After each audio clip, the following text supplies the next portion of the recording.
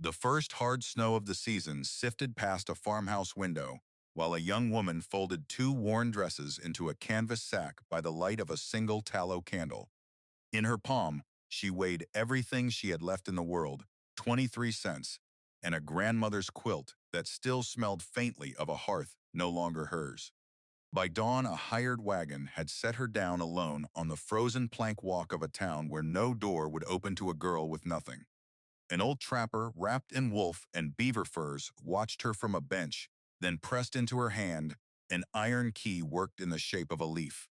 He pointed her westward, up a bluff of layered stone where dead branches lay stacked too neatly to have fallen that way. Behind those branches, a narrow, dark opening breathed out warmth instead of cold. She stooped and followed the passage until it widened, and steam rose gently from a pool that had never once frozen. At the far wall, sealed in a niche worn smooth by forgotten hands, waited a locked tin box her father's key was cut to open. How does anyone survive with nothing? When the whole sky turns its back on you and the cold begins to bite, what does it take just to reach the next morning? For Ingrid Halvorsen, that question arrived on the 15th of October in the year 1886, 3 weeks after they had lowered her father into the frozen ground, and one single day after the woman who now owned everything told her to go. The farm is mine now. Millicent Halvorsen stood in the doorway of the only home Ingrid had ever known. Her steel gray hair pulled back so tightly that it seemed to stretch the cruelty flat across her face. Your father's will was clear. Everything passes to his wife. You are not his wife. You are not even my blood. Find somewhere else to be. Ingrid felt the words, land like stones, dropped into a still well. She had spent the night before turning them over, searching for a crack, some overlooked mercy. There was none. I was born in this house, she managed, her voice thinner than she wanted it to be. My mother is buried past the north fence. I have a right, you had a home. Millicent did not raise her voice, which somehow made it worse. Now it is mine. Mr. Ostrins will drive you into Larkspur in the morning. After that, whatever becomes of you is no longer my concern. There was no argument left to make against a signature on a page. Law was law, and law had sided with the woman who had married Anders Halvorsen 11 months before the fever took him.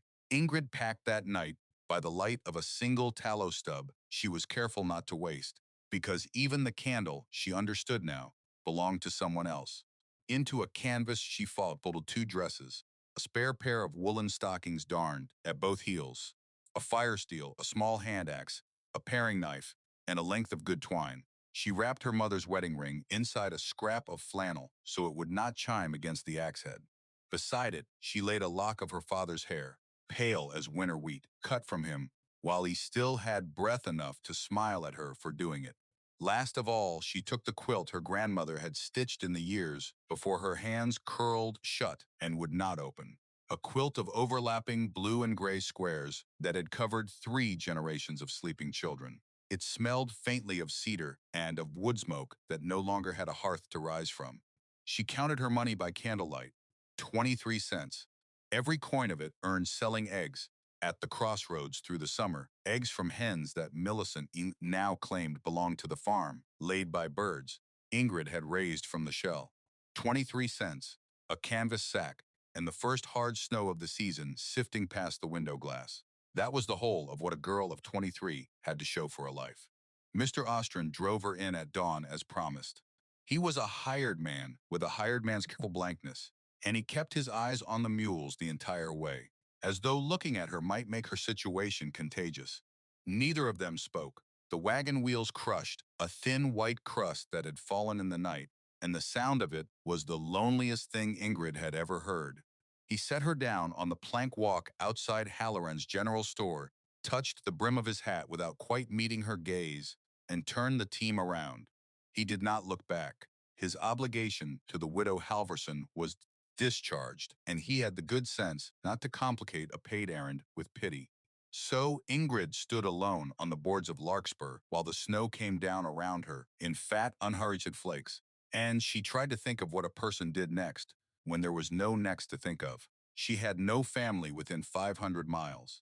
Her mother had been an only child, dead these 14 years. Her father's people were scattered somewhere back in Minnesota. faces she could not summon and addresses she had never known.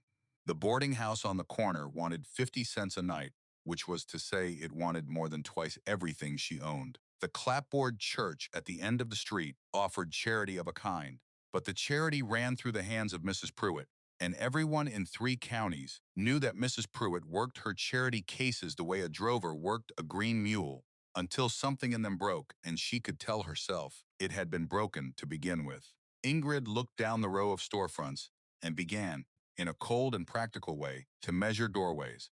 The recessed entry of the shuttered land office would block the north wind. The overhang at the smithy might hold a little of the forge's dying warmth if she pressed close to the wall. She was doing this arithmetic of survival, weighing a night against the weather, when a voice came from beside the store, dry and unhurried as old paper. "You're Anders Halvorsen's girl." She turned. An old man sat on the bench beneath the store's frosted window, wrapped in furs that looked older than she was, wolf and beaver stitched together by a hand that had valued warmth over beauty. His beard fell white and unbrushed to the middle of his chest. His face was a country of deep lines, but the eyes set in it were sharp and pale, and altogether present, the eyes of a man who missed very little. "I was," she said. "He's gone now. Heard about it." He shifted, and the furs whispered. "Fever," they said. "He was a good man, your father. He did me a turn once, long back when my mule went down lame at the ford, and the water rising. Pulled the animal clear himself, ruined a good pair of boots doing it, wouldn't take a nickel for the trouble." His gaze traveled to the canvas sack at her feet, to the snow already gathering in its folds. "That woman put you out." It was not a question, but Ingrid answered it anyway. "She says the farm is hers. The law agrees with her. Law and just aren't always the same animal." He said it without heat, the way another man might remark on the weather. "The law's just what enough frightened people agreed to write down.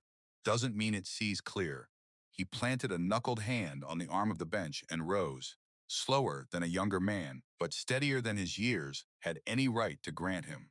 He stood a full head taller than she had expected. "You got anywhere to sleep tonight?" "No." "Money for a room?" 23 cents. The old man nodded, once as though this figure confirmed something he had already suspected about the shape of the world. "Silas Crane," he offered, which was the first she had of his name. "Been in these hills longer than the town has. Come with me. There's a thing your father meant for you to have, and he's not here to give it, so the job falls to me." Every sensible instinct she owned told her to stay where the buildings were, where there were witnesses and walls. But sense had not fed her that morning, and the man before her had spoken her father's name with something she had not heard from anyone since the funeral, which was respect. She picked up her sack. "What thing?" "That," Silas Crane said, already turning toward the western end of the street, "is not a thing I can hand you. It's a thing you'll have to go and find. Your father was particular that way. He didn't believe in giving a person what they hadn't gone and earned. Said a gift caught cheap gets spent cheap." He glanced back at her over one fur-clad shoulder. "You want it. You'll come." She came. He led her out, past the last of the buildings, past the livery, where the horses stamped and steamed in their stalls, onto a trail that climbed westward into the low broken hills that shouldered up against the sky. It was not a trail so much as a suggestion of one, invisible until you were standing on it, winding between shelves of gray rock and stands of stunted juniper bowed under their new white burden. The land rose steadily. The light thinned as the afternoon wore down toward evening, and the snow, which had eased in town, thickened again as they gained height, until the world narrowed to the old man's dark shape ahead of her, and the white swirl closing at her back. He stopped at last where the ground pitched up into a low bluff of layered stone, and he reached into the fur at his throat and drew out something on a loop of rawhide. It was a key, old iron gone, the deep brown black of rust arrested and oiled. The bow of it worked into the shape of a leaf. He held it out to her on his open palm. "Your father gave me this the last spring he was well," Silas Crane said. "Made me swear that if things went wrong for you, and he had a notion they might, I'd put it in your hand and point you up this hill and let you do the rest." So, he nodded past the bluff into the deepening dusk. "Somewhere along this slope, there's a door the mountain made and a man improved. You'll know it when the wind stops finding you. Look for the place where the dead branches are stacked too neat to have fallen that way. I'll not point closer than that. Find it, and you'll understand why he wanted you to. She closed her fingers around the key. The iron was warm from his body, and if I can't find it before dark, then you'll have learned something about the dark, he said, not unkindly, and you'll come back and try again at first light. But I don't think you'll need to. You've got his eyes. He never walked past a thing worth seeing. He drew the furs closer about him and settled onto a fallen log at the base of the bluff, as though he intended to wait there until the mountains wore down to sand. Go on, girl. Warmth doesn't come to those who stand still. Ingrid went.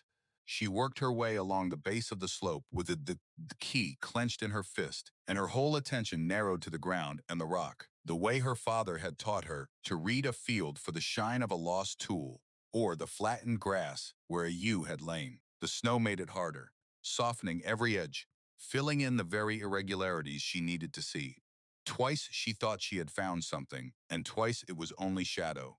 The cold had begun to work its way through her boots, through the double wool at her ankles, and the light was going gray and grainy at the edges of the world. She might have turned back. Another girl might have. But there was a stubbornness in her that her mother had owned before her, a refusal to be beaten by a thing simply because it was hard, and she pressed on along the bluff with her breath smoking, and her fingers aching around the iron leaf. Then she saw it.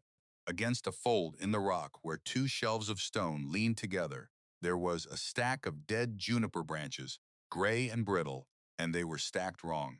Nothing that fell from a tree fell like that, cross-hatched, and even a lattice made to look like accident. Her heart quickened.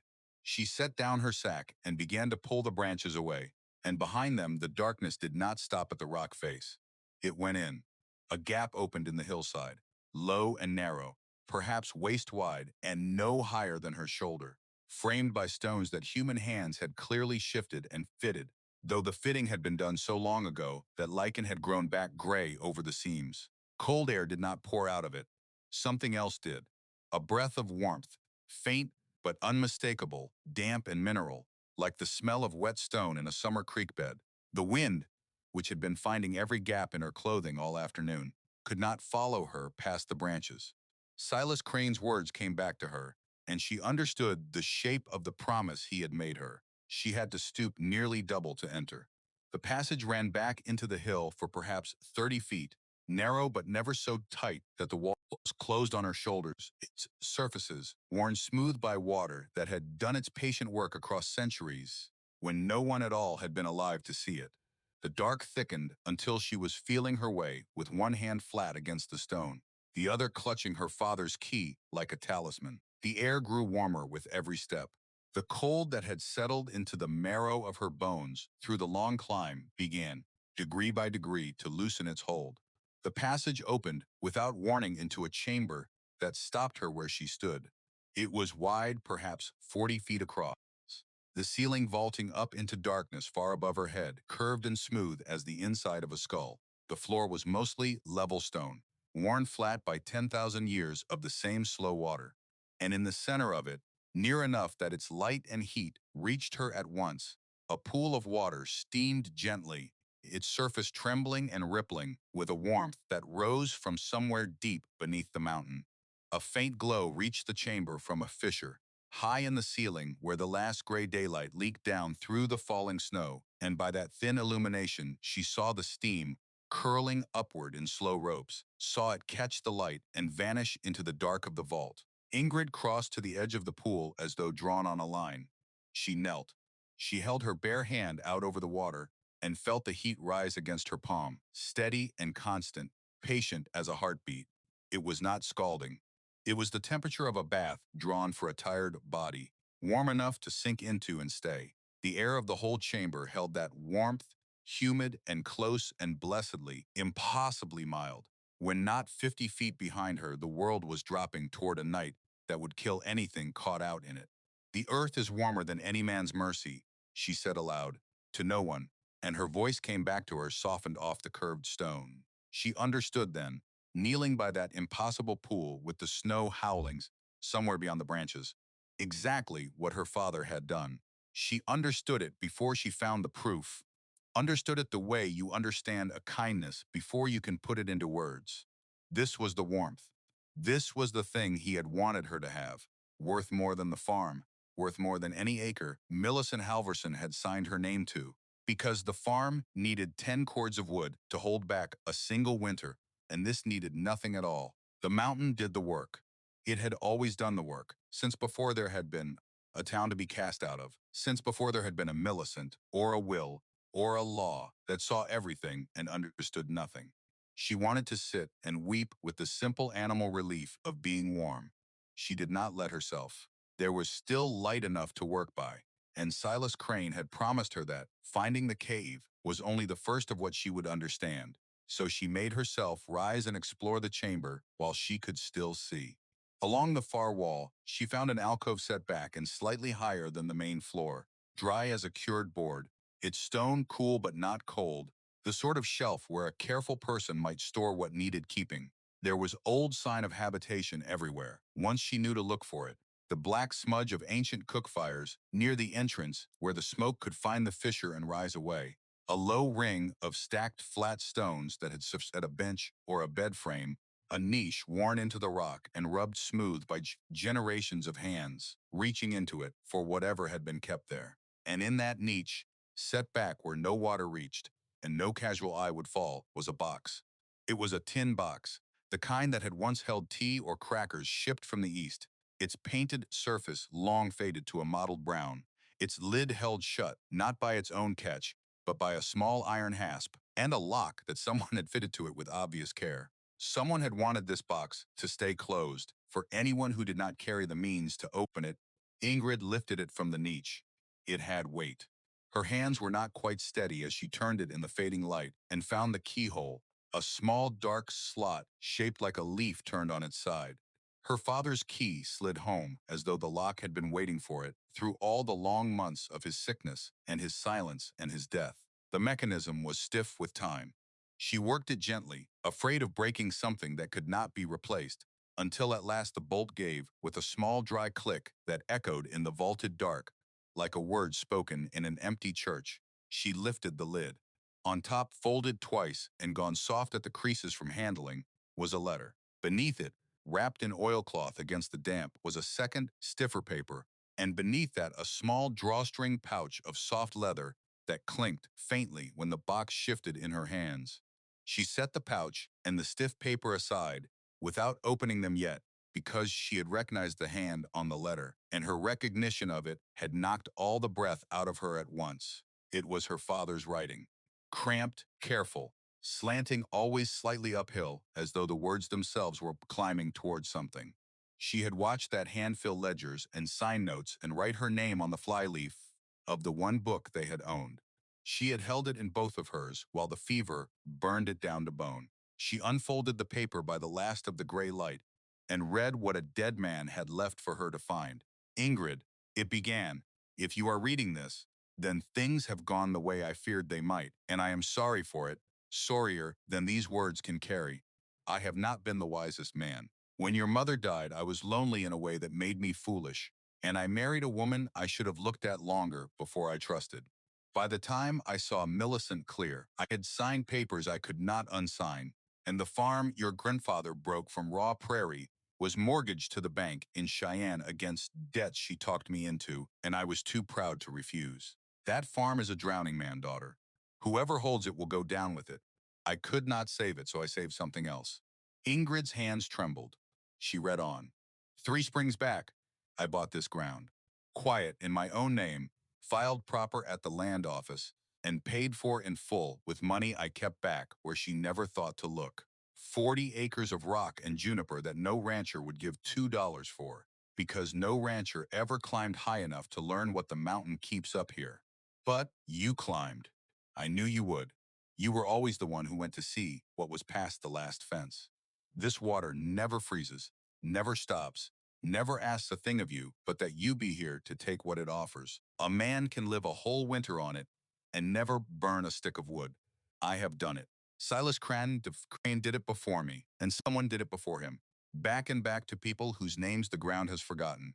Now it comes to you. She had to stop and press the back of her wrist against her eyes before she could go on. The deed is in this box, in your name, dated and witnessed, and true. Let no one tell you it is worthless. The worthless things are the ones that need to be fed. This one feeds you. When Millicent turns you out, and I think she will the moment I am cold, do not fight her for the farm. Let her have it. Let her have the debt that comes with it. You come up here where the earth is honest, and you make yourself a life that no signature can take away, because you built it with your own two hands, and a thing built with your own hands cannot be inherited out from under you. I loved you every day of your life, even the days I was too tired or too foolish to say it. You were never a burden to me. You were the best work I ever did. Keep warm, daughter. Keep going. The winter is only as long as you let it be. It was signed with his name, Anders Halvorsen, and beneath the name, in smaller letters, as though he had added it after a pause, your father always, in this life and after it. For a long while, Ingrid did not move. The steam rose off the pool and the last light died in the fissure overhead, and the letter grew dim in her hands. But she held it, and she did not weep, or not much, because grief and gratitude had become the same thing in her chest, and there was no room left in it for anything so simple as tears. She had come up this mountain, an orphan with 23 cents, cast out and told she was no one's blood and no one's concern. She would go back down it when the time came, as a woman who owned 40 acres of the only ground in the territory that could keep her alive through the coming cold, deeded and witnessed, and hers, given by the one person who had never once measured her worth by what a will could grant. He knew, she whispered into the warm dark. He knew, and he planned, and he waited, and he loved me the whole time in the only way he had left. She opened the oilcloth. The deed was exactly as he had promised. The legal description of 40 acres in the Owl Creek foothills of Wyoming territory, the name Ingrid Halvorsen written plain in the grantee's line, the seal of the land office at Larkspur pressed deep into the paper, the date 3 years gone. She opened the leather pouch last.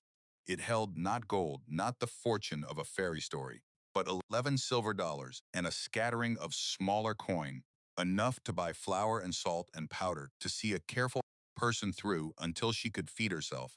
The practical last kindness of a man who had never in his life mistaken a dream for a plan. $11 and a deed and a warm pool in the heart of a stone hill. Against the whole cruel machinery of law and winter and a stepmother's contempt, it was not much. It was everything.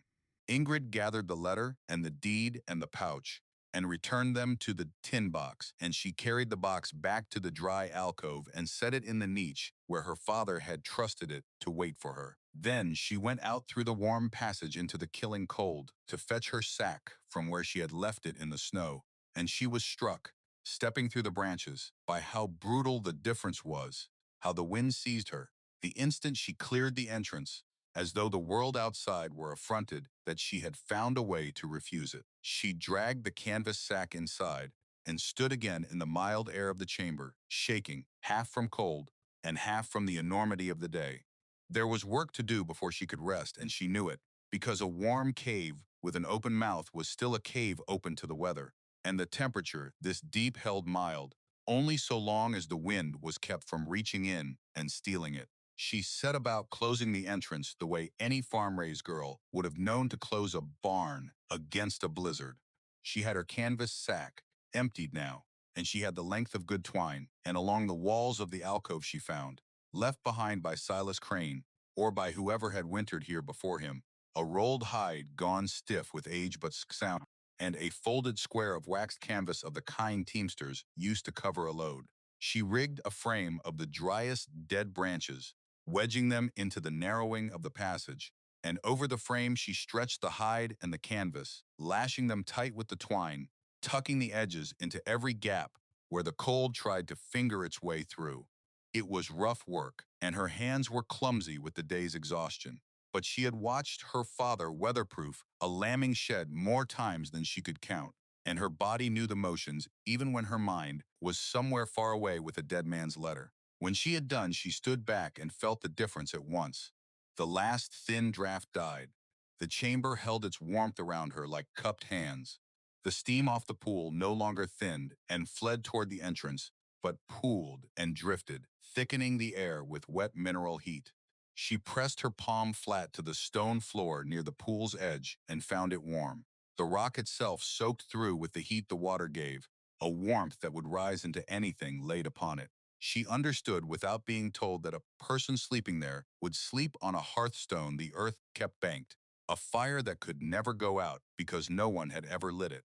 She unrolled her grandmother's quilt on a bed of the driest branches she could gather, close enough to the pool to catch the warmth of the stone, far enough that the damp would not soak up into the wool. She ate a little of the hard bread she had carried from the farm, softening each bite in her mouth because she did not yet trust herself to cook and did not want to waste the light of a fire she had not built. She had no need of a fire for warmth. That single fact kept striking her fresh, the way a person newly out of pain keeps flinching at the memory of it. She did not need to burn anything. In a country where men would spend that winter feeding fence posts and furniture, and finally the very timbers of their homes into stoves that ate wood faster than they could cut it, she would lie down in a warmth that cost her nothing but the wisdom to have come and found it. Before she slept, she went once more to the entrance and drew back a corner of the canvas to look out at the night. The snow had stopped. The clouds had torn open, and through the gap the stars burned down hard and clean and merciless over a white land that would freeze a careless soul solid before dawn. Somewhere down that slope and across the flat, in the town of Larkspur, people were banking their stoves and rationing their wood and telling one another that the Halvorsen girl would not last the month, that they'd find her come spring in a ditch, stiff as a fence rail. Somewhere out past the north fence of a mortgaged farm, her father lay in the cold ground he had known would swallow the place whole. And here, inside the warm heart of a stone hill that no one knew she owned, his daughter was about to sleep warmer than the woman who had cast her out. Ingrid let the canvas fall. She crossed back to her grandmother's quilt and lay down on the warm stone with the steam curling gently over her. And for the first time since the fever had come to the farm and stolen the last good man in her world, she felt something in her unclench that she had not known was clenched. Not safety exactly. Safety was a word for people who had not been taught how thin it was, but something near it. Something like the beginning of a life she had chosen, on ground she owned, warmed by a mountain that asked her for nothing, and had waited for her arrival across 10,000 patient years. She thought of Silas Crane, still sitting out there at the base of the bluff, or gone home, by now, to whatever hole he kept himself in. An old man who had carried a dead friend's promise through the seasons and put an iron key into the hand of a girl he owed nothing to, because a good man had once pulled his mule from a rising ford and asked for nothing in return. She would find him again in the morning. She would thank him. She would learn from him everything the mountain could be made to give, the snares to set in the draws, the roots, and the inner bark that a body could eat, the trick of cooking on water that never cooled. She had a great deal to learn, and one winter in which to learn it. And the winter, everyone would soon agree, was shaping up to be the worst that anyone in the territory had ever seen. But that was tomorrow's mountain to climb. Tonight she was warm, she was fed, she was against every prediction and every cruelty, alive and getting warmer, and she had a letter in a tin box that told her the truth she had needed most in all the world, which was that she had been loved the entire time and watched over and trusted to carry forward the one legacy that could not be signed away. If you have made it this far into Ingrid's story, then you already feel it, the way these things settle into a person. And you understand that this is not a tale about luck, because luck is what the idle pray for while the winter takes them.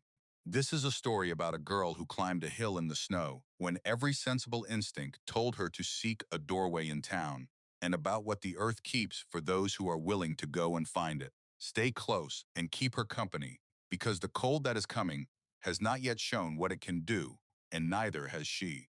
Sleep took her deep and dreamless, the sleep of the truly warm, and she did not stir until a gray finger of dawn reached down through the fissure in the ceiling and touched the surface of the pool, so that she woke to a chamber full of soft light and rising steam, and to the strange, disorienting mercy of having survived her first night with nothing and come out the other side warmer than she had gone in. The days that followed taught her the mountain the way her father had wanted her to learn it, one hard lesson at a time, none of them given, all of them earned. She found Silas Crane again below the bluff the next morning, exactly where she had half expected him not to be, hunched on his log with frost in his beard, looking as though he had grown there. He did not ask what she had found. He read it off her face and grunted, satisfied, and when she began to thank him, he waved it away with a gnarled hand as though her gratitude were a fly. "Thank your father," he said. "I only kept a promise. A man who breaks a promise to the dead has got nothing left worth keeping." He studied her a moment with those pale, sharp eyes. "You closed the entrance last night with the hide and the canvas from the alcove." Something that might have been approval moved through the deep lines of his face. "Then you'll do," he said, and it was the highest praise she would ever get from him. Most would have sat down and cried and let the cold walk in the door behind them. "Come on.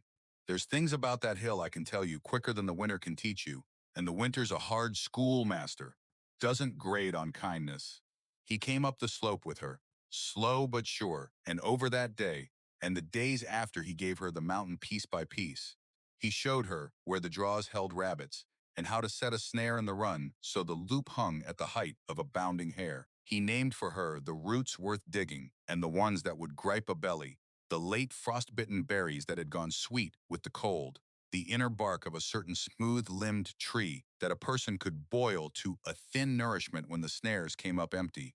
He taught her to lift the drinking water from the cool edge of the pool rather than the hot center, and to lay her cooking against the heat instead of a fire, so that an egg traded from a farmwife in town would come firm from the near boiling water, and a strip of dried meat would soften in it into something a body could chew. He showed her the fissure in the ceiling and made her understand that it was as vital as the pool because it drew the thick steam up and away and kept the air breathable, and that she must never ever seal it in her eagerness to keep the warmth, because warmth without air was a slow and gentle killer that took the sleeping and never woke them. "The mountain will keep you alive," he told her, on the third day, resting on the flat stone by the pool, with a cup of the warm water cradled in both hands, "but only if you respect it.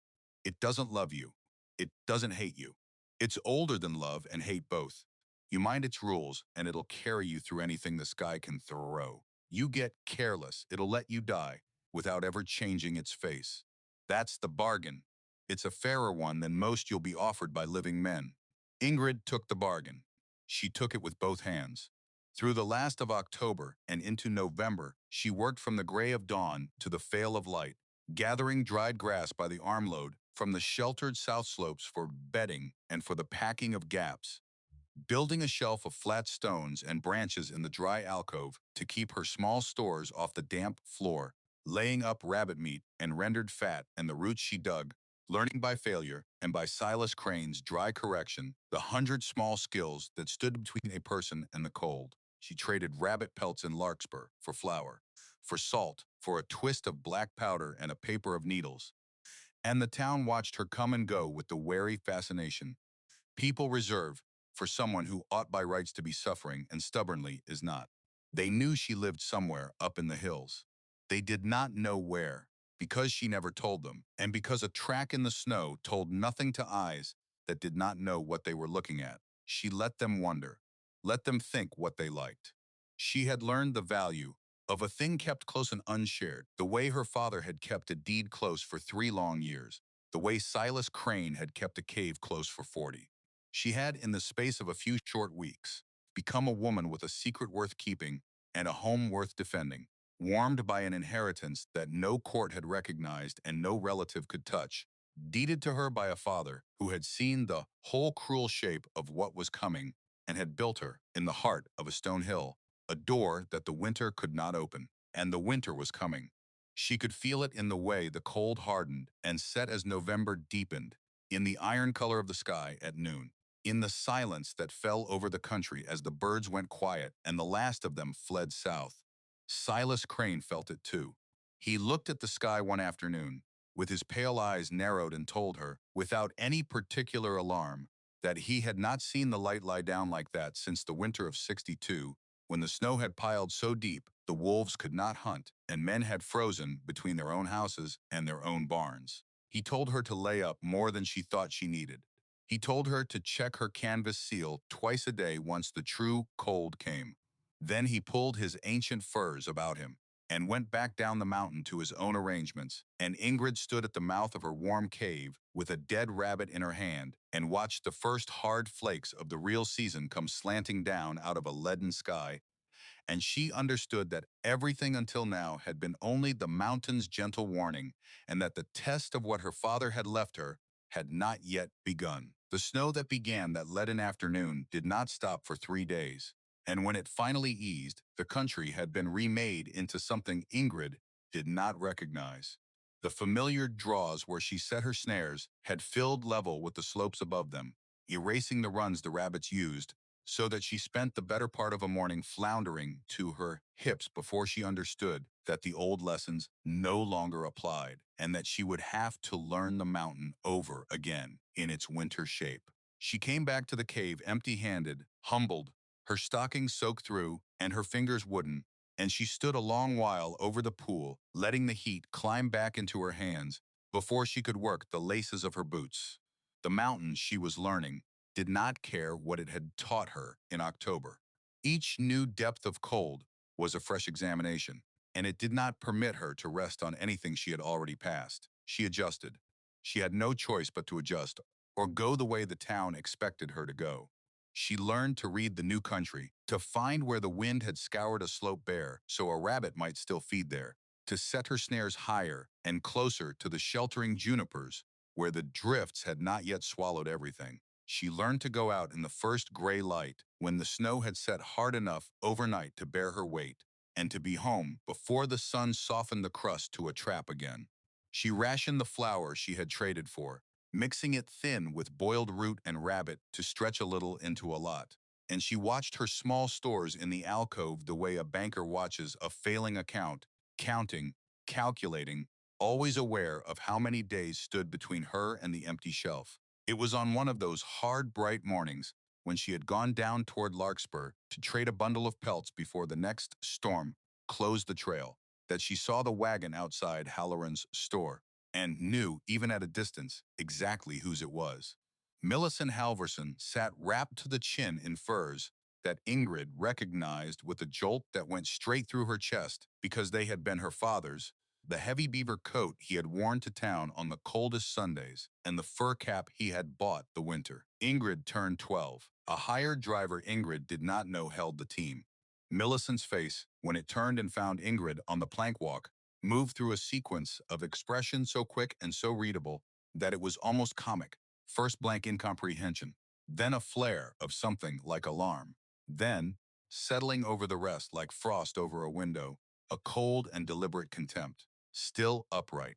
Millicent's voice carried across the frozen street, pitched to be heard. I had it figured the first hard freeze would have finished the business. You've a stubborn streak in you. Your father had the same. It did him no good in the end either. Ingrid stopped where she was, her bundle of pelts heavy on her shoulder, and found the old fear the woman had always struck in her simply was not there anymore. Something in the cave had burned it out of her, or the letter had, or the 11 silver dollars, or the plain fact of having survived a thing that was supposed to kill her. I'm well, she said, and let the simple truth of it stand without decoration. Well, Millicent's mouth thinned. Her eyes moved over Ingrid, over the sound wool of her coat, the color in her face, the unhurried steadiness of her, cataloging all the ways in which a cast-out girl declined to look like a cast-out girl. Where are you keeping yourself? The charity house, I suppose. One of those rooms behind the saloon. You'll have to work it off some way. Pruitt's, is it? I heard she takes them in. I have a place of my own. A place. The word came out of the woman edged with disbelief, because in Millicent's arithmetic, a girl with nothing could not possibly have a place, and a place she could not account for was an affront to the order of things she had arranged. What place? Whose barn are you sleeping in? Ingrid only looked at her. She had learned from her father the particular power of a silence held past the point of comfort, and she held this one until she saw the confusion begin to work behind the older woman's eyes. That itch of a person who has been denied a piece of information she believes is hers by right. Somewhere warm, Ingrid said at last. Warmer than most, I'd guess. You'd guess wrong. Millicent drew the beaver coat tighter, and there was something in the gesture, that some flicker of grievance that told Ingrid the barb had landed in soil she had not expected to find. I've 2 stoves going day and night at the house. 2. I've burned through more cordwood already than most families see in a season, and it isn't the middle of December. The man I've hired says he's never cut so much in his life. It's an expense. I don't mind telling you. An outrage of an expense, but I'll not sit shivering in my own home like some. She stopped herself, but not before shape of the thing had shown through. It was the first crack Ingrid had seen in her, and she filed it away without letting it reach her face. The woman who had cast her out was cold. The woman who owned the farm and the stoves and the dead man's furs was spending money she plainly resented spending, at a rate that plainly frightened her, and she had let it slip to the one person in the territory who had reason to be glad of it. That does sound expensive, Ingrid said mildly. It's the price of living decent. Millicent's chin came up. Not that you'd know the meaning of the word now. Living in some hole in the ground like an animal. She rapped the side of the wagon box with a gloved knuckle, and the driver gathered the reins. You'll not last till spring in whatever squalor you found. Mark it. They'll turn you up in the thaw. She let the driver pull the team a few steps, then twisted back for a parting shot, and there was real venom in it now. The venom of a person who cannot understand why her cruelty has failed to produce the expected suffering. Your father filled your head with notions, made you think you were owed something. Well, look at you now. Owed. This is what his notions were worth. The wagon pulled away up the frozen street, and Ingrid stood watching it go. She did not call after it that her father's notions had been worth 40 deeded acres, and a warmth the woman could not buy at any price in cordwood. She kept that, the way she kept everything now, close against her chest where the cold could not reach it. But as the wagon dwindled, a new understanding settled into her, sober and clear-eyed. Millicent was not merely spiteful. Millicent was frightened and spending and overextended, and a frightened person spending money she resented was a person who had made a wager somewhere and was beginning to fear the wager had gone wrong. Ingrid did not yet know the shape of it, but she knew the smell of it, because her father had taught her that too, that you could hear a debt in the way a person talked about money, in the anger they spent defending an expense they could not actually afford.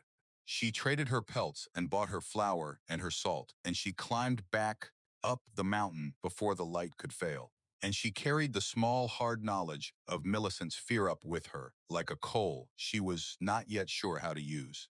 The next storm came 2 days later, and it did not ease in 3 days or in 5.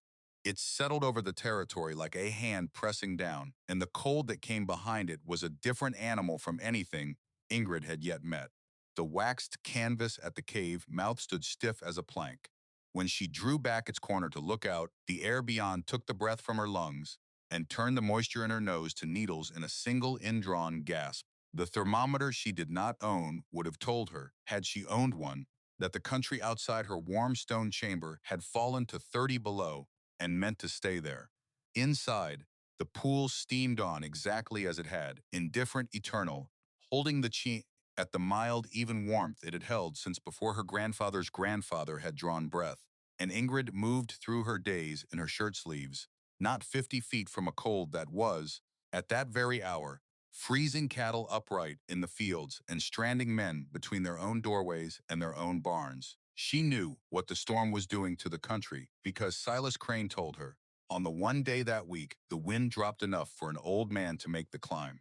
He came into the chamber, stamping and shedding snow, his beard a solid white mass of ice that he broke away in pieces over the warm pool, and he lowered himself onto the flat stone with a groan that spoke of joints that had argued the whole way up. Bad, he said when he could speak. Worse than 62, I'm starting to think, and I didn't believe I'd live to say those words. The railroad stopped. No trains in or out of Cheyenne going on a week. Town's burning fence rail now, and when the fence rail's gone, they'll burn worse. I've seen a family feed a good pine table into the stove a leg at a time. He accepted the cup of warm water she pressed into his hands and wrapped his fingers around it gratefully. You're the only soul in this territory not afraid of the sky right now. You know that? The only one warm and easy, while the rest of them lie awake counting their woodpile. It doesn't feel like something to be proud of, Ingrid said, settling across from him. All those people cold, and me warm, and the only difference between us a thing I didn't build. Your father built it, or found it, which up here amounts to the same. Silas drank, and the steam wreathed his old face. Don't you go feeling guilty for being warm, girl. Guilt's a fire that doesn't heat the room. You didn't make the winter. You didn't put those people in cold houses. You went and found the one warm door in the whole country, and you had the sense to walk through it. That's not a sin. That's the whole of what survival ever is. He fixed her with those pale eyes. The ones who freeze this winter won't freeze because you're warm. Remember that when it starts to weigh on you, and it will start to weigh on you. It weighs on anyone with a heart worth having. She turned the words over long after he had gone because he had seen something in her before she had fully seen it herself, the beginning of a discomfort that would grow. As the winter deepened, the particular ache of the sheltered watching the exposed. She did not yet know how sharply that ache would come for her, or how soon, or what it would ask her to risk. It came for her on the coldest night of them all. She had gone to the entrance at dusk to check the canvas seal, as Silas had drilled into her, and when she drew the corner back to feel for drafts she heard, faint beneath the low animal moan of the wind, a sound that did not belong to the storm. It was thin and high and broke off and came again, and it took her a moment to understand that it was a voice, a human voice, calling out somewhere down the slope, ragged with cold and nearly swallowed by the wind. Her whole body went still. Then she was moving, dragging on her coat, her father's fire steel already in her pocket where it always was, wrapping her face in a strip of wool, and pulling the canvas aside to step out into a cold so total that it struck her like a physical blow, driving the warm air from her lungs and replacing it with fire. The dark was near absolute, but the snow held a faint blue luminance of its own, and against it she saw movement lower on the slope, a dark clot of struggling shapes where no shape should have been. She went toward it as fast as the drifts allowed, breaking trail with her whole body, calling out so they would know help was coming, and the calling used breath she could not spare in that cold, but she spent it anyway. It was a family, a man on his feet but barely, floundering, holding the reins of a horse that had gone down in the drift and would not rise. A woman beside a small sled the horse had been pulling, and on the sled, bundled in every blanket the family appeared to own, two small shapes that shifted and clung together against the cold. The man turned a face to her that was gray-white and slow with the deep chill that had begun to muddle his thinking, and he could not seem to understand at first that a person had appeared out of the storm. Sled roads gone, he got out, the words thick and clumsy. Meant to reach my brothers by dark. Horse can't the children, his face worked. I can't get them warm, I can't. You don't have to. Ingrid took the situation in with the swift, practical eye her father had bred into her, and she did not waste breath on comfort she could give better with action. There's shelter. Close. Warm. Closer than anywhere you'll reach tonight. She was already at the sled, and relief moved through her when the two small shapes turned toward her voice, the older of them, a girl of perhaps 7, lifting a face out of the blankets that was pale and tired but alert.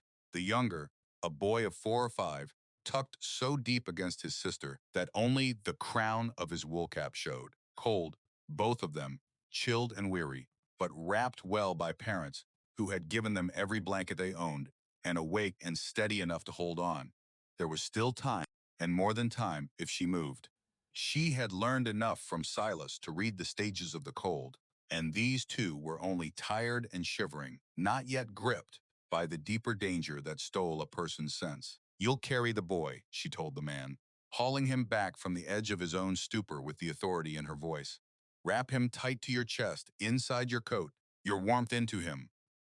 This to the woman, whose eyes at least were still sharp with a mother's fierce attention, which was its own kind of fuel. You take the girl the same way. Leave the sled. Leave the horse for now. We'll come back for the animal. It'll keep. Everything else you leave. Your children are the only cargo now." The woman did not argue.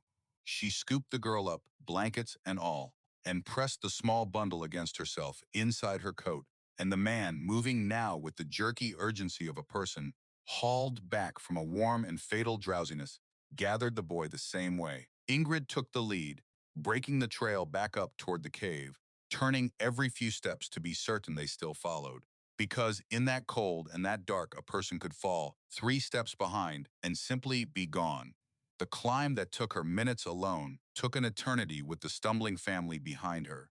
And twice the man went to his knees, and she went back and got him up with a grip on his collar and words that were more command than comfort, because kindness would not move a failing man, but the sharp expectation of another person might. "You do not get to lie down," she told him the second time, close to his ear, hauling. "You have a boy inside your coat who needs you upright. Get up and walk. You can rest all you like once they're warm." He got up. They reached the branches. Ingrid tore the canvas aside and drove them through ahead of her, into the passage, and the warmth of the chamber rolled out to meet them, and she heard the woman make a sound that was not quite a word, a broken exhalation of disbelief, as the mild, wet heat of the place wrapped around her and told her body that the danger was past. Inside, in the steam-softened light, Ingrid took charge of the warming with a care Silas Crane had drummed into her, because she knew, though the parents in their relief did not, that a chilled body had to be brought back gently, from within, not thrown hard against heat. She would not let them lay the children against the hot stone. She settled the little ones on her grandmother's quilt, at the pool's warm edge, at a careful distance from the water, and she helped work loose the outer layers that had stiffened in the cold and chafed the small hands and feet gently between her own warm palms. And she had the mother hold the girl close while she saw to the boy, restoring them by degrees, patient where haste would have harmed them. She warmed water from the cool edge of the pool and had them sip it slow, a little at a time, warmth going in as well as around. She kept her voice low and even uncertain, because frightened children read the faces of adults the way a sailor reads the sky, and every calm word she spoke was a plank laid down over their fear. Within the hour, the color had come back into 2 small faces. The boy, warm now, drowsy with the sudden safety of it, burrowed into his mother and slept the abrupt heart sleep of a tired child who knows he is safe, and the girl, tougher and more watchful, sat up in the quilt and looked around the steaming chamber with wide, wondering eyes and asked in the clear, unguarded way of a child whether this was a magic place. Ingrid found she could smile at that, the first real smile in days. "No magic," she said, "just the earth being kind, for those who go looking for it. The mountain keeps a fire that never needs feeding. You're the newest people in 100 years to sit by it. That makes you lucky." Not many get to say the earth itself took them in out of the cold. The parents wept when the worst had passed, and their bodies believed at last in their children's safety, the shaking, exhausted tears of people who have looked over an edge and been drawn gently back from it. The man whose name she learned was Tobias Reed could not stop pressing her hand between both of his, saying her name over as though to fix it in a memory the cold had nearly blurred. His wife, Cora, sat with both her children, gathered warm against her, and simply looked at Ingrid across the pool with an expression that no words were equal to, the look of a mother to the stranger who had stood between her family and the dark. "You came out into that for us," Tobias said when he could speak plainly again. "You didn't know us. You heard a voice in that, and you came out. Most would have pulled the blanket over their heads and been glad it wasn't them. Most haven't got what I've got to come out from." Ingrid fed a little of the boiled root and rabbit to the girl, who ate with the frank appetite of a child whose body had decided all was well. It's an easy thing to be brave when you know there's a warm room to bring people back to. The brave ones are the folks down in town keeping their families alive on a woodpile, night after night, with nothing but their own stubbornness between them and the cold. I only had to walk down a hill and back up it. Anyone would have. "No," Cora said quietly, and the certainty in it did not permit argument they wouldn't have. "We both know they wouldn't have. A person shows you who they are in the worst weather. You came out. That's who you are. The family stayed 3 days until the wind laid down and the deadly cold eased its grip enough that the trail to Tobias Reed's brother's place, some miles on, could be attempted with a rested horse and a borrowed measure of sense, for the animal had indeed weathered the night in the drift and was got to its feet the next morning and stabled, after a fashion, in the passage's mouth where the warm air reached. In those 3 days something happened in the cave that Ingrid had not anticipated and could not, once it had happened, undo. The secret she had kept so carefully, the warm door she had told no one in town how to find, was a secret no longer. 4 people knew it now. 4 people had slept by her pool and eaten from her stores and watched her cook on water that never cooled. She understood the risk of it clearly. A secret shared 4 ways was a secret with cracks in it, and she had seen what people did, what a whole cold and desperate town might do. If they learned, there was a warm place in the hills that one girl was keeping to herself. She lay awake the first of those 3 nights, turning it over, weighing the danger, and she came before dawn to a decision that surprised her with its steadiness. She would not ask them to keep it. She would not extract a promise or swear them to silence or make her mercy conditional on their discretion, because a kindness with strings tied to it was not a kindness at all, and her father had taught her that too, in the letter and in the life. She had helped them because they needed help. What came of it would come. "I'll not ask you to lie about where you were," she told Tobias and Cora on the last morning as they readied the horse and gathered the children. "But I'll ask you to understand a thing before you go. This place is mine, deeded and legal, my father's gift to me before he died. It kept me alive when the town had written me off. If it becomes known, if half of Larkspur comes up this hill, wanting a share of a warmth that only holds because it's used careful and small, then it stops keeping anyone alive, mine or theirs. Air runs thin. The pool can only warm so much room. A gift shared past its measure isn't generosity. It's just a slower way of everyone freezing together. I trust you to know the difference between telling the truth about good people and handing a mob the means to ruin the one thing that saved your children." Cora looked at her a long moment. "You have my word we'll speak of you the way you deserve," she said, "as the woman who saved our family, not as a place on a map for desperate men to overrun. There's a difference, and I'll hold to it, and so will he." She glanced at her husband, who nodded, grave and certain. "Folk will know what you did. They won't know how to find it. That much I can give you." It was, Ingrid understood, the most anyone could honestly promise, and she took it because she had learned that trust freely given did more work in the world than any oath compelled by fear. She watched them go down the mountain in the hard, bright cold of the cleared morning, the horse blowing steam, the children waving small mittened hands back at her until the trail bent them out of sight, and she felt the strange double weight of having done an unquestionably good thing and having, in the doing of it, given away a portion of her own safety. Both were true. Both would remain true. She had traded a piece of her secret for 2 children's safe passage through the worst night of the winter, and it was not a trade she would ever have refused, but it was a trade, and she was clear-eyed enough to name it as one. Luck is a coin the idle keep flipping, while the cold walks in the door behind them, and Ingrid had never once trusted it. What she trusted was the thing she did that night, walking into the storm toward a stranger's cry, when the safe and forgivable choice was to pull the canvas tight and tell herself the wind had only been playing tricks.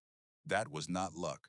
That was character, and character, unlike luck, answered when a person called on it.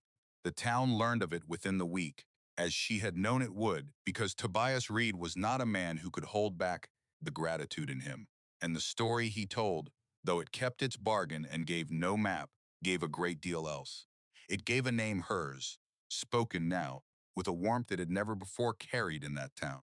It gave the shape of what she had done, the family sheltered, the children carried out of a killing cold into safety, the young woman living somewhere warm in the hills, who had spent herself and her stores on strangers and asked nothing in return, the larkspur that had watched her come and go all autumn with wary fascination, half expecting her to fail, looked at her differently now when she came down to trade. Doors that had been merely open became welcoming. Halloran at the store pressed a twist of dried apples into her sack without charging for it and would not hear a word against it. Women who had passed her in cool silence stopped her now to say they had heard, that it was a fine thing she had done, that her father would have been proud.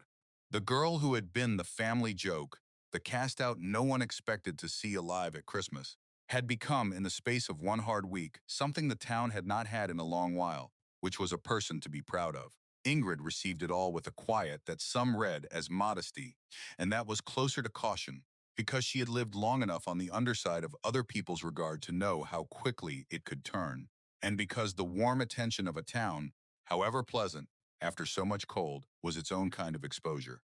The more they knew of her, the more they wondered where she kept herself, and every kind about trouble out her welfare carried inside it, whether the asker meant it so or not, the same small probing curiosity Millicent had shown in the street. Where are you keeping yourself? Somewhere warm. Warm how? Warm where? She answered all of it the same way, with gratitude that gave nothing, and she climbed back up her mountain each time with the sense of a person walking a narrowing ridge, the good regard of the town on one side, the safety of her secret on the other, and less room between them as the winter wore on. Silas Crane came again in the last week of December, and he had heard the story too, all of it, and he sat by the pool with a look on his old face that she could not immediately read. You saved the Reed family, he said. It was not a question. I did what anyone. Don't. He raised a hand. Don't finish that. I've heard you start it before, and it wasn't true then either. You did what almost no one would have, and you did it well, and you kept your head while you did it, which is rarer than the courage. I'm not here to scold you for it. He was quiet a moment, and the steam rose between them. I'm here because you've stirred something up, and you ought to know it before it comes to your door. Ingrid went still. What have I stirred up? Attention. The wrong kind. Silas set his cup down on the warm stone. You know how it is with a thing that gets talked about. Most folks hear the story you'd want them to hear. The brave girl, the children carried to safety, and they go warm inside and they leave it there. But there's always one who hears a different story underneath. One who hears warm place in the hills and doesn't think about the children at all. Thinks about what a warm place in the hills is worth in a winter like this one to a man with the right kind of greed and the wrong kind of patience. His pale eyes found hers. There's a man in town been asking. Name of Josiah Vane. Come up from Cheyenne back in the fall. Buying paper, they say. Buying up mortgages and notes off folks who can't pay the way a certain kind of buzzard buys up the dying. He's been asking about the ground west of town. About who owns what up in these hills. About you, girl. About where the Halvorsen girl keeps herself so warm. The name meant nothing to Ingrid, but the shape of the man behind it was suddenly, coldly familiar, because her father's letter had warned her of exactly this without ever knowing this man's name. The worthless things are the ones that need to be fed. This one feeds you. A warmth like hers in a winter like this was worth a great deal to the right sort of predator, and a predator who bought up the debts of the desperate would understand better than anyone what 40 warm acres might be worth when spring came and the country counted its ruin. He can ask all he likes, she said, but she heard the new caution in her own voice. The ground is mine, filed and deeded 3 years ago in my name. There's no paper of mine for him to buy because I don't owe a soul a nickel. No, Silas agreed slowly. You don't, which makes you a different problem to a man like that than the folks he's used to. He can't buy what you own out from under you, not if your deed's clean and filed proper, the way you say. So he'll have to find another road to it. He leaned forward and his voice dropped, and the warning in it was plain. You listen to me now. A man who's made his money buying the debts of drowning people has learned every trick there is for taking a thing off someone who won't sell it. He'll question your title. He'll hunt for a flaw in the filing. He'll find out who witnessed it and whether they're still alive to swear to it. He'll look for any back tax unpaid, any lien your father might have signed and forgot, any crack at all in the paper.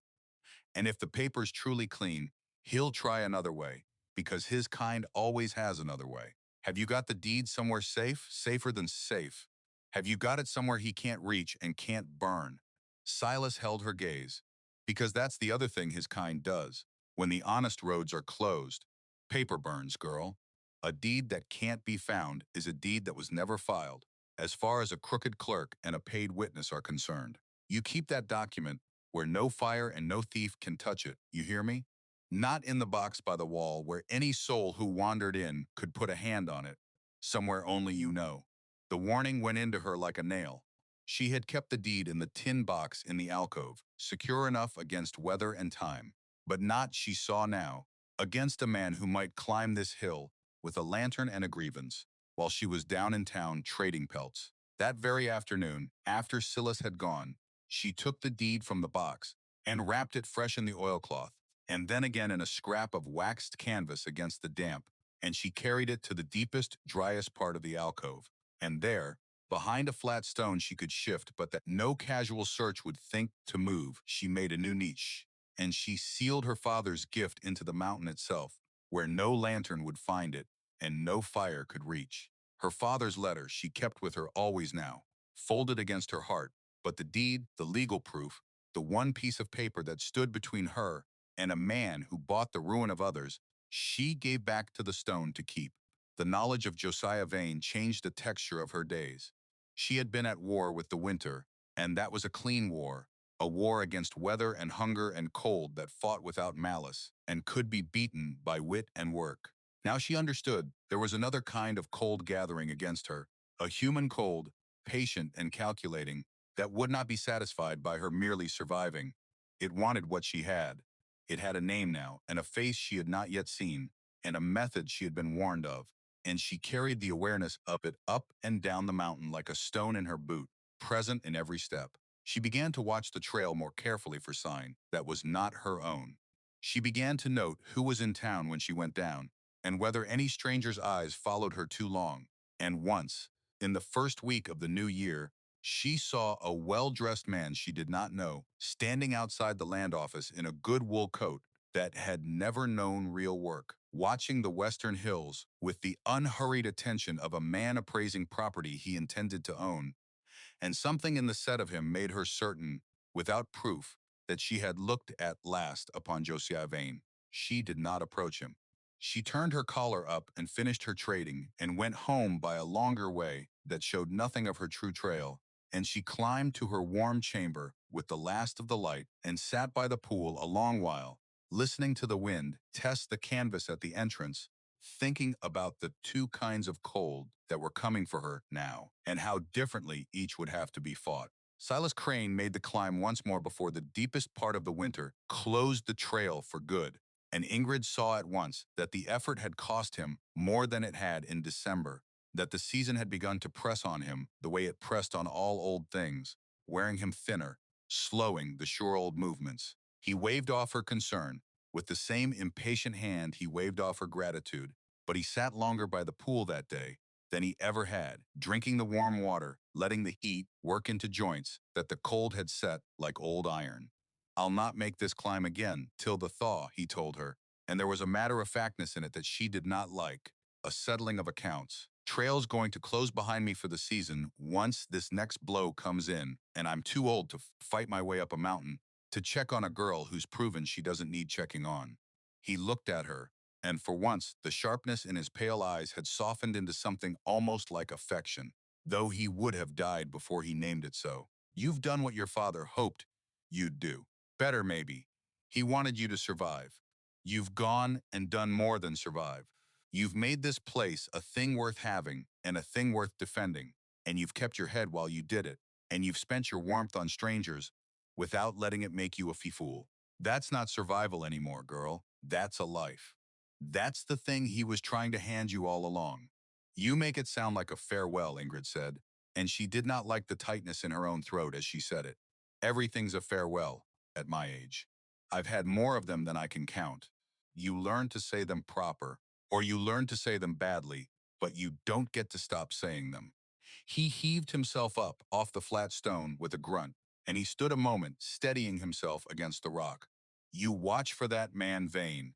You keep your deed where you've put it, and when the spring comes and he makes his move, because he will make it, you remember that a clean title honestly held is a stronger thing than all the crooked paper a buzzard from Cheyenne can buy. The law was built by frightened men, like I told you, but every so often it does the thing it was meant to do. See that it does, when your time comes to stand up in front of it. He went down the mountain slow and careful. In the failing afternoon, a small, dark figure diminishing against the snow, and Ingrid stood at the mouth of her cave and watched him until the trail took him from her sight, and she had the sudden fierce wish to call him back, to keep him one more night by the warm pool, though she knew he would not have stayed. The blow he had promised came in that night, closing the trail behind him just as he'd said, sealing her into the mountain with her stores and her secret and her father's letter against her heart.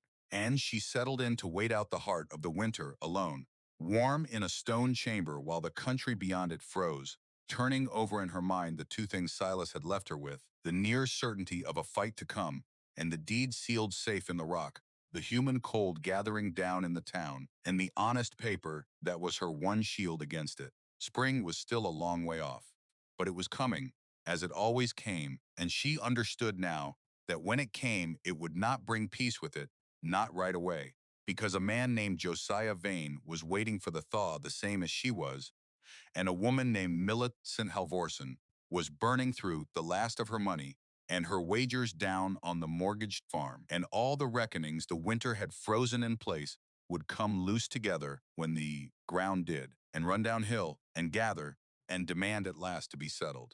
The thaw came late that year in grudging fits that betrayed the country as often as it freed it.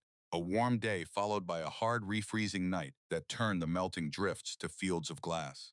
Ingrid marked its progress from the mouth of her cave, the way a prisoner marks the loosening of a lock, watching the snow retreat first from the wind-scoured ridges, then from the south-facing slopes, until at last the trail down to Larkspur showed dark and passable in the middle of the day. She had wintered through the worst the sky could throw, exactly as her father had promised she would, and she came down off the mountain that first clear April morning into a town she almost did not recognize, because the winter had marked Larkspur far more cruelly than it had marked her.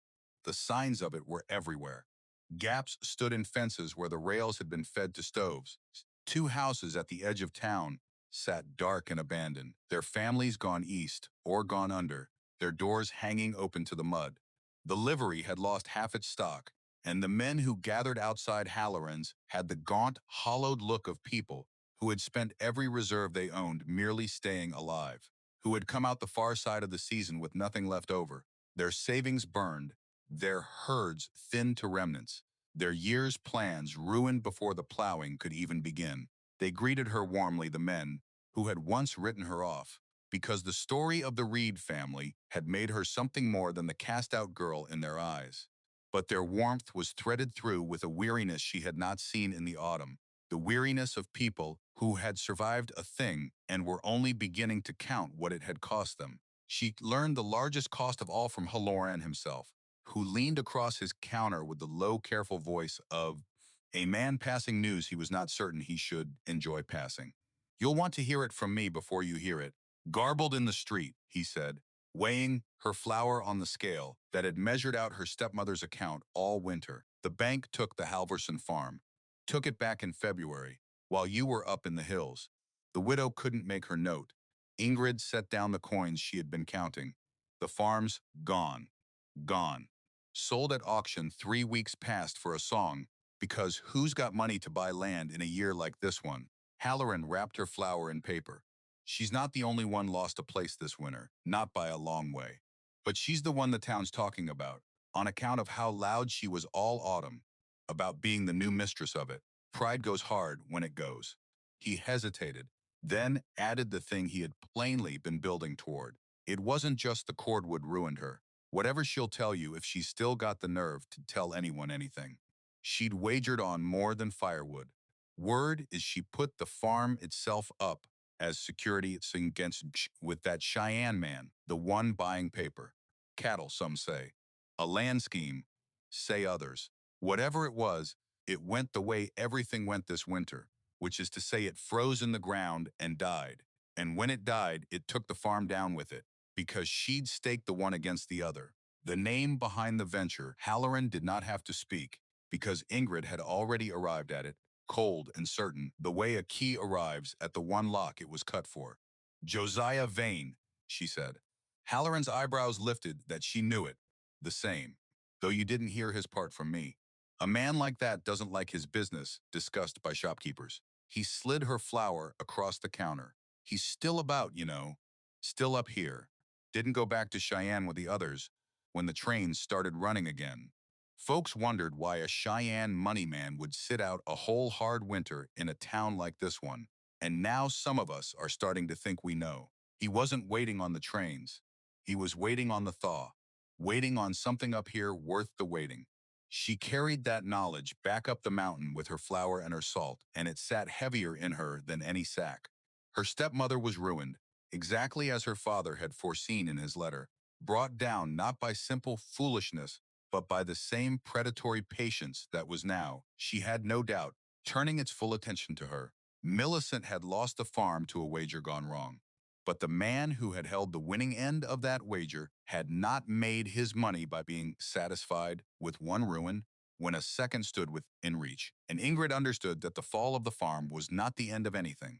It was the removal of the smaller obstacle so that the larger prize could be pursued without distraction. The confrontation she had been bracing for all winter came 4 days later, on a raw, bright afternoon, when the last of the snow was running off the ridges in 100 small streams. And it came not to her mountain, but caught her in town, which she understood at once was no accident. She had come down to file the small paper that made her spring plans official, an intention to improve her 40 acres, and she was crossing toward the land office when she saw them waiting for her on its steps. And she knew the trap had been laid precisely here, at precisely this door, because a man like Josiah Vane did not leave the theater of a thing to chance. He was younger than she had expected, no more than 40, his good wool coat brushed clean, his face smooth and pleasant and entirely without warmth, the face of a man who had learned that a smile was a tool like any other and used it without ever meaning it. Beside him, half a step back, stood Millicent Halvorsen, and the winter had done to her what it had done to the town, hollowing her, graying her, stripping the certainty out of her posture, though it had left the malice untouched and perhaps sharpened it, because a cornered thing is crueler than a comfortable one. She wore a plain coat now, not the beaver, and Ingrid understood that the furs, like the farm, had gone to satisfy a debt. Miss Halvorsen.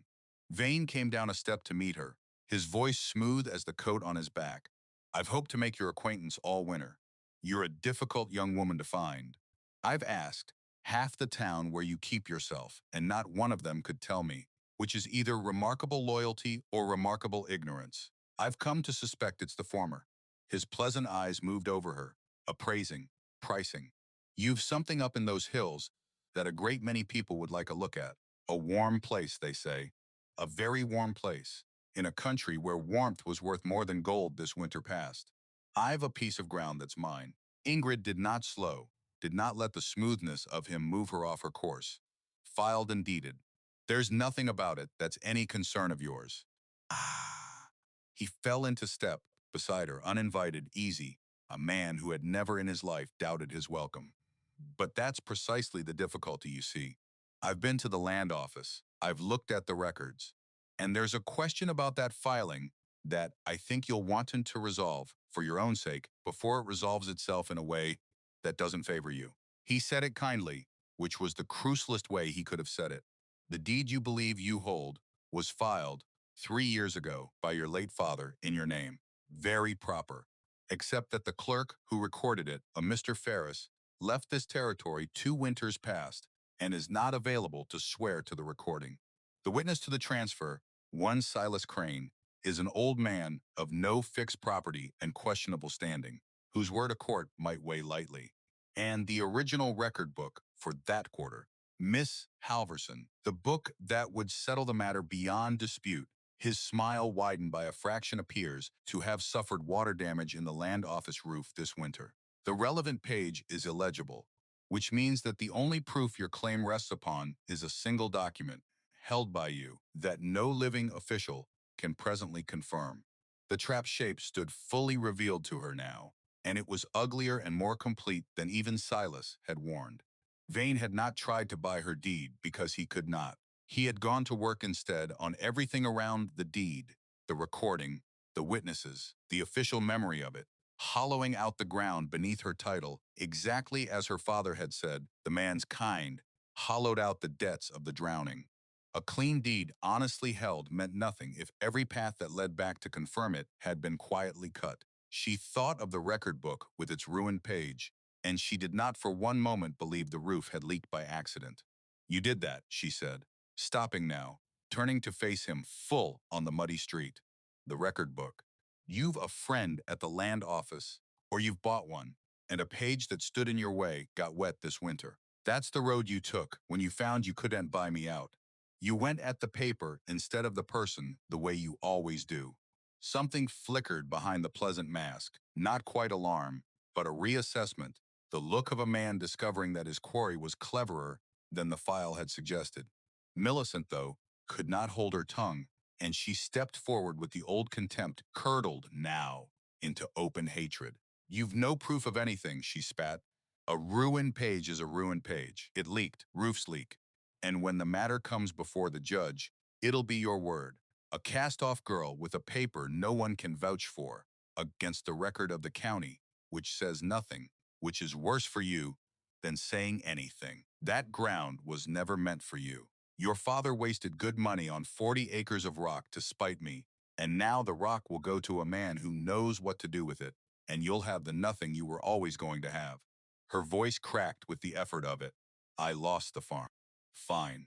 But I'll not have you keep a single acre out of his estate while I'm turned out with nothing. If I'm to have nothing, then by God so will you. There it was, laid bare in the open street, the true engine of the thing, and Ingrid saw all the way to the bottom of it at last. This was not merely Vane's greed.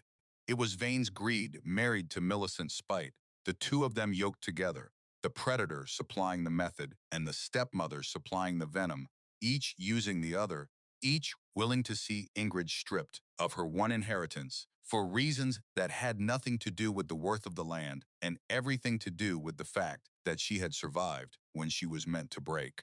You'd tear down a true thing, Ingrid said, and her voice was quieter than either of theirs, which made it land harder. Not because it's false, but because it's mine. You'd rather the ground go to a stranger who cheated for it than to me who was given it honest. Because you can't stand that my father loved me enough to plan for this, and yours, she looked at Millicent, loved nothing but what it could get him. That's not law you're after. That's a grudge wearing law's coat. Vane recovered his smoothness, spreading his hands in a show of reasonableness that fooled no one, and was not meant to. There's no call for bitterness, Miss Halvorsen. I'm a practical man, offering a practical kindness. Come before the judge next week if you insist, and gamble everything on a document no one can confirm. Or sell to me now, today for a fair price, more than fair given the cloud on the title, and walk away with money in your pocket instead of a lawsuit you'll lose. I'm told you're a sensible young woman. A sensible young woman knows when the paper's against her.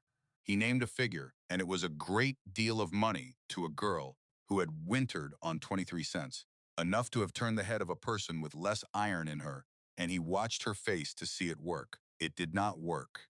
You've made one mistake, Ingrid said, and for the first time she let herself smile at him, the small, hard smile her father had owned, the smile of a person holding a card the other player has not counted. You went at the record of my deed, the recording, the clerk, the witness, the book with the ruined page. You've been very thorough about the record of it, but you never once asked yourself whether the record was the only proof my father left.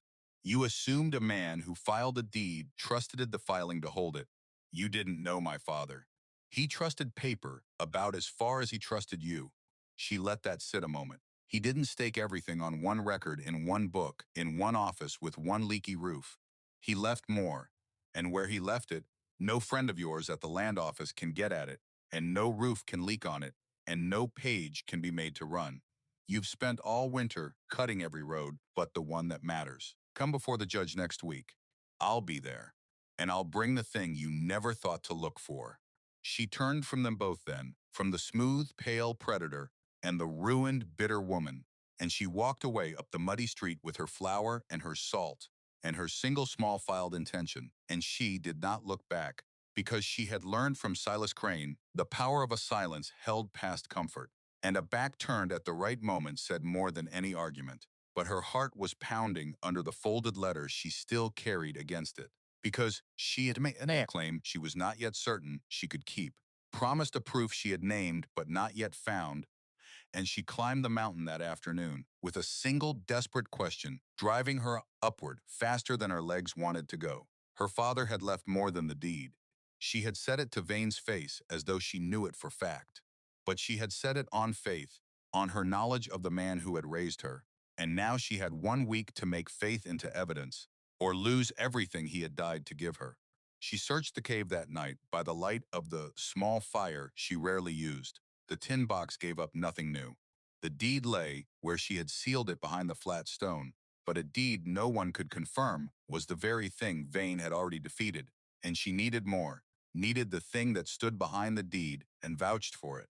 The proof her father, in his careful, distrustful wisdom, would surely have left if he had truly foreseen this day. She read his letter again by firelight, slower than she had ever read it, hunting the words for a second meaning, and it was there, when she stopped reading for comfort and started reading for instruction, that she found what she had missed on that first overwhelming night.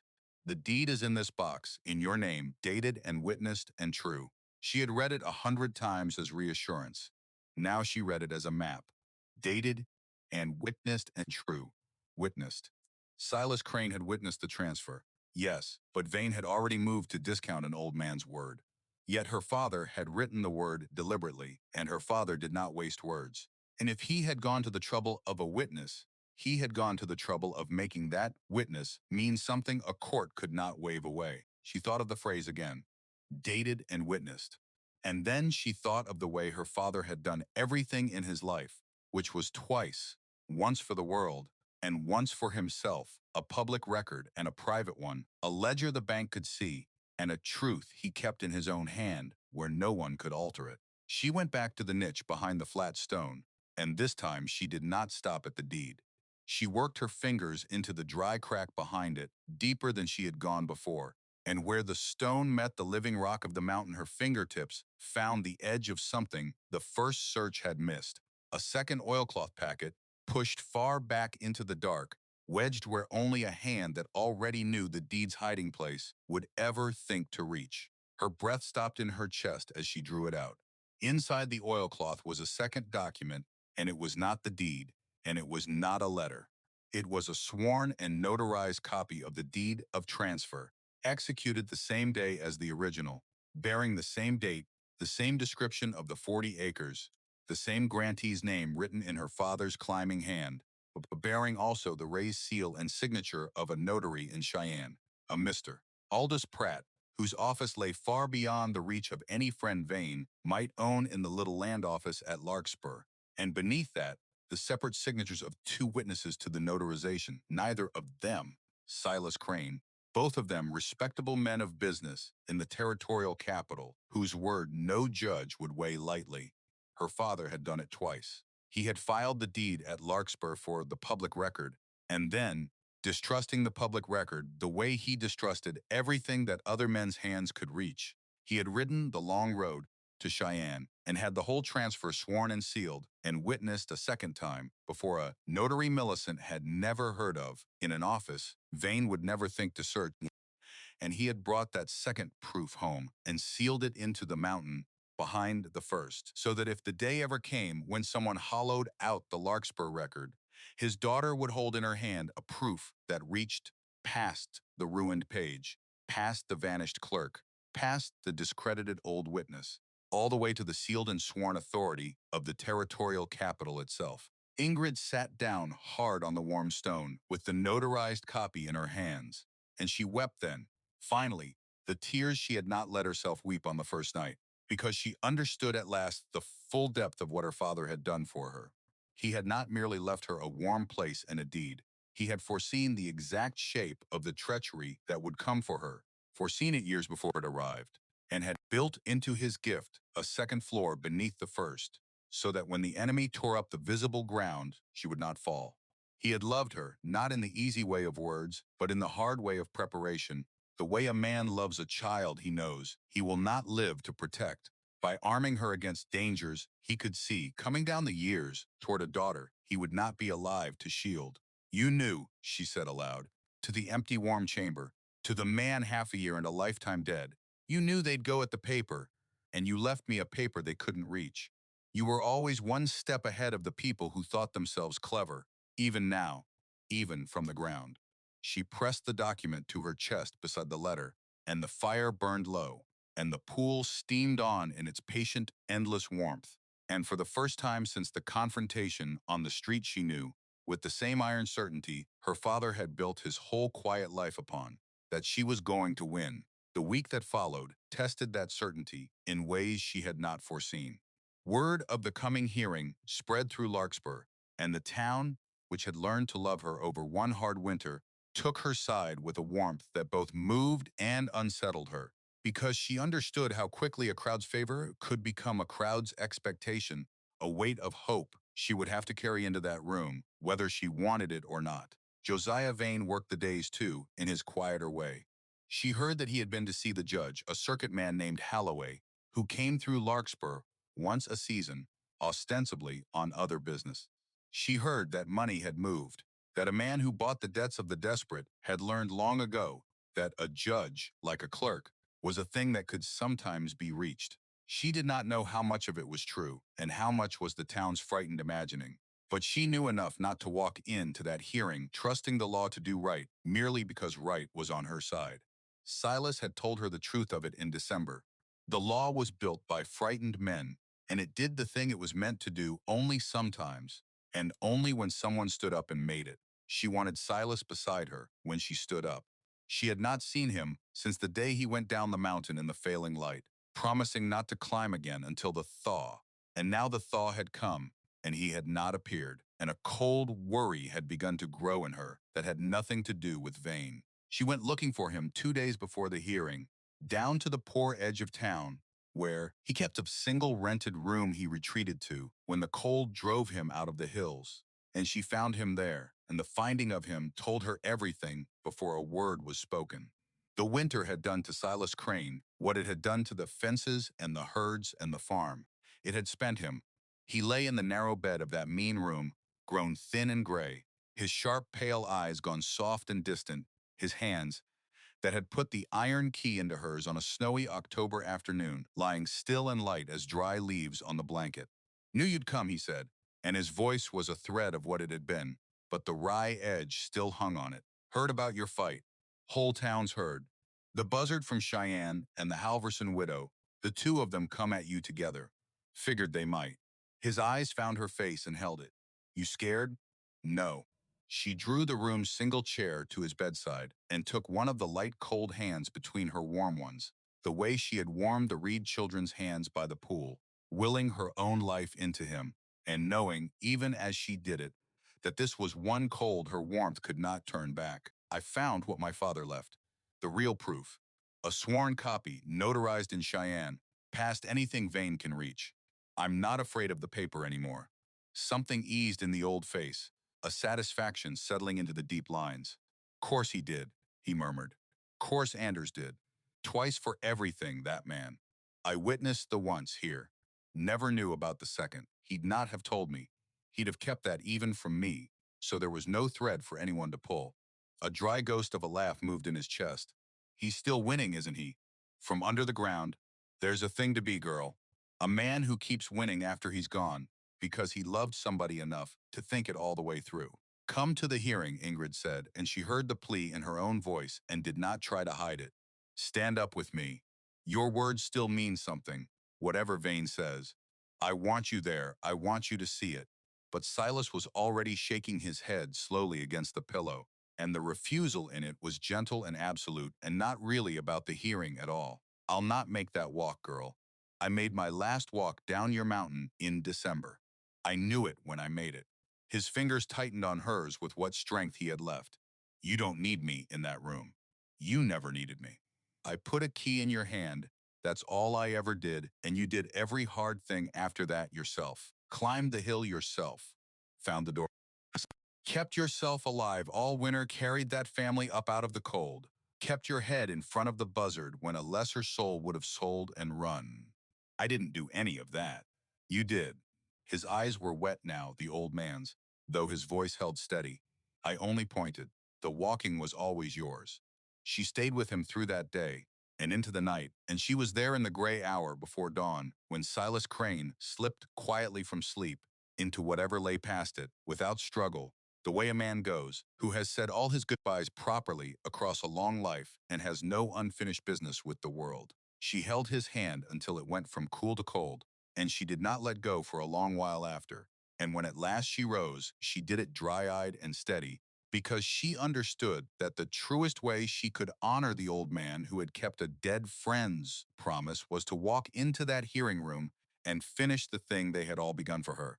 Her father with his deed, Silas with his key, the two of them gone now into the same quiet ground, leaving her standing warm and alive and armed above it. The hearing was held in the long room above Halloran's store that Larkspur used for such purposes, and it was fuller than any legal matter in that town's memory, because the whole population that had wintered through the great cold had come to see whether the girl they had learned to be proud of would keep her ground or lose it to the Cheyenne money man and the fallen widow. Ingrid walked into that crowded room in her sound wool coat, with her father's letter and his notarized proof folded together against her heart, and she felt the weight of the town's hope settle onto her shoulders, exactly as she had feared it would.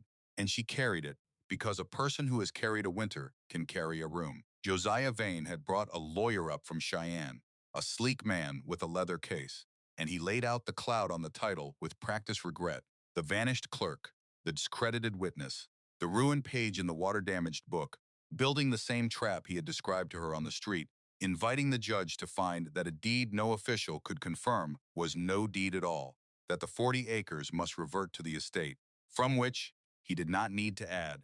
Vane stood ready to purchase them clean. Millicent sat behind him with her ruined pride held rigid, watching Ingrid with eyes that wanted, more than they wanted, the land itself, to see the girl broken at last in front of the whole town that had turned to her side. When her turn came, Ingrid did not raise her voice. She stood and she drew the notarized copy from against her heart, and she carried it forward and laid it before the judge with a steady hand. The record here at Larkspur was damaged. This winter, she said into the waiting quiet. A page ran when a roof leaked, at a convenient time, in a convenient place, over the one entry that stood between this man and land he wanted. I'll let others judge how a roof comes to leak so exactly. But my father did not trust the record here, and it seems he was right not to. The same day he filed the deed in this town, he rode to Cheyenne and had the whole transfer sworn and sealed a second time before Mr. Aldous Pratt, notary, and two witnesses of standing in the territorial capital, whose names are on this document, whose office no leak has touched, whose seal no clerk here can reach. This proves the transfer past any page that can be made to run. My father gave me this ground 3 years ago, honest and legal and twice sworn, and no ruined book in Larkspur changes what a notary in Cheyenne set down under seal. The judge took up the document. He read it slowly, and the room held its breath, and Ingrid watched the sleek Cheyenne lawyer lean to whisper something urgent to Vane, watched Vane's smooth face lose, for the first time, the certainty it had worn on the street, because the notarized proof was the one road he had not thought to cut. The second floor her father had built beneath the first, and there was no leaking roof in the territorial capital that answered to Josiah Vane. The judge lifted his head at last, and he looked at the notary's seal, and he looked at Vane, and he looked at the girl standing straight-backed in her wool coat before him. And whatever the town had feared about money moving in the dark, in the full light of that crowded room, with the whole population watching, Judge Halloway proved to be a man who did not care to be seen tearing up a dead father's sworn and sealed gift to his daughter. This document is properly notarized and witnessed under territorial seal, he said, and his voice carried to the back of the packed room. It confirms the transfer beyond the reach of any local irregularity. The condition of the Larkspur record book is a matter I'll be looking into separately and closely, because a leak that finds exactly one page is a thing that interests me greatly. His eyes moved to Vane and rested there a cold moment. The title is sound. The 40 acres in the Owl Creek foothills belong to Ingrid Halvorsen, free and clear as they have since the date on this instrument. There's no cloud here that a notary's seal doesn't clear. This matter is closed. The room did not erupt. because it was a room of weathered people who had learned that winter to hold their feelings close. But a long, low murmur of satisfaction moved through it, the sound of a whole town watching a thing come right that they had feared would come wrong. Ingrid took up her document from the judge's table with hands that were steady now, and she turned, and she looked at last full into the face of Josiah Vane, who had spent a whole hard winter in a town beneath him, waiting on a thaw and a warmth he had meant to take, and who now had nothing to show for the waiting but a judge's cold interest in how his roof had leaked. "You cut every road but the one that led back to my father's own care," she said to him quietly, "so that it was for him and not the room. That was your mistake, and it was always going to be your mistake, because men like you can't imagine a man like him. You look at 40 acres and you count what it's worth." He looked at a daughter and counted what she'd need, years before she'd need it. "You'll never beat that. You can buy every ruined debt in the territory, and you'll never once beat a man who loves someone enough to plan it all the way to the end." Vane's pleasant mask had gone entirely now, and what stood beneath it was merely a cold man, who had lost without dignity, without the grace even to conceal it. And he gathered his lawyer and his leather case, and left that room without another word, because there was nothing left for him in Larkspur but a judge's questions he did not care to answer, and he did not stay to answer them. Within the week, he was gone from the town for good, back towards Cheyenne, or on to some other place where the debts of the desperate could be bought more quietly, and the warmth in the Owl Creek hills that he had wintered a whole season to steal remained, as it had always remained, the property of the girl who had climbed a hill in the snow to find it. Millicent Halvorsen did not leave the room so quickly. She sat a moment after Vane had gone, in the wreckage of the last scheme she had left. The farm lost, the venture failed, the spiteful hope of seeing Ingrid stripped now failed as well, and there was nothing in her ruined face of the steel-haired certainty that had stood in a farmhouse doorway one October morning and told a grieving girl to find somewhere else to be. Ingrid crossed to her because she found she could, because the winter and the cave and her father's twice sworn love had burned out of her not only the fear but the hatred, leaving something clearer and colder in its place, which was not forgiveness exactly, but was past the need for revenge. "You've lost everything you tried to take," Ingrid said, standing over the woman who had cast her out. "The farm, the furs, the wager, all of it. And I'll not pretend to be sorry, because you'd not have been sorry for me. You told me my father's notions were worth nothing, that day in the street. Look how that came out." She let the woman feel the weight of it fully. "But I'll tell you a thing you can carry east with you, since you've nothing else to carry. I'm not going to fight you for the pittance that's left of his estate. You can have it, what little the bank didn't swallow. I don't want it. I never wanted the farm. The thing my father meant for me was never in that will you waved in my face. It was up on the mountain the whole time, in ground you'd have laughed at, warm through the coldest winter this territory ever saw, while your two stoves ate you out of house and home. You had the farm and lost it. I had a rock and a warm spring, and I kept it, and I'll keep it long after you're forgotten in some eastern town. That's the answer to your question, the one you asked me in the street. Where did I keep myself? Somewhere warm. Warmer than you, all winter long, in a place you'll never see." She did not wait for a reply, because there was none the woman could make, and because she had said the only thing she had left to say to Millicent Halvorsen and did not intend ever to say another. She walked out of the long room above Halloran's store into the raw, bright April afternoon, past the townspeople who touched their hats to her and spoke her name with respect, out to the muddy street where the last of the great winter's snow was running away downhill in 100 bright streams toward a spring the whole county had begun, at last, to believe in. She did not go back to the farm. She never went back to the farm. It belonged to the past, to a life that had ended in a farmhouse doorway, and she had no more use for it than she had for the grudge that had driven her out of it. She climbed instead to her 40 acres, to the warm stone chamber that was hers, now past any question or scheme, and in the weeks that followed, she began to build upon it the life her father had seen for her when he rode the long road to Cheyenne, to make certain no one could take it away. She was not alone in the building of it. A young surveyor named Elias Vaughn had come through the Owl Creek country that spring, running lines for the territory, and had climbed the wrong hill one afternoon, and found, to his astonishment, a woman living warm in the heart of it. And he had come back and come back again, on errands that grew thinner each time until they were no errand at all, but the plain fact of a man who could not stay away. He was a steady, curious, unhurried sort of man, one who understood the value of a thing built carefully and made to last. And when Ingrid showed him how the mountain kept its warmth, he did not covet it the way Vane had coveted it, but marveled at it the way she had marveled at it herself. On that first snow-bound evening, as at a kindness the earth had been keeping all along, for whoever was willing to climb high enough to find it.